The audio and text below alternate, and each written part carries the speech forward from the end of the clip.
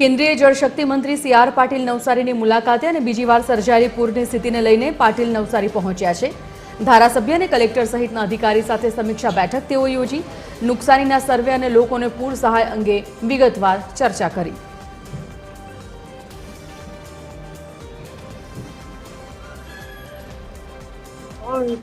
બીજી વખત આ પૂર આવ્યો છે એ સ્થિતિની અંદર પહેલા જે નુકસાન થયું એનાથી ઓછું બીજી વાર અને બીજી વાર થયું એનાથી ઓછું ત્રીજી વાર થાય કે પહેલા પૂરને કારણે સર્જાયેલી સ્થિતિમાંથી જે શીખવા મળ્યું એ તકેદારીના પગલા લેવાને કારણે આજે આ ત્રીજી વારના પૂરની અંદર રેસ્ક્યુ માટે એક પણ ફોન કલેક્ટરને કે મ્યુનિસિપલ કમિશનરને નથી આવ્યો। એ બહુ જ મહત્વની ઘટના છે।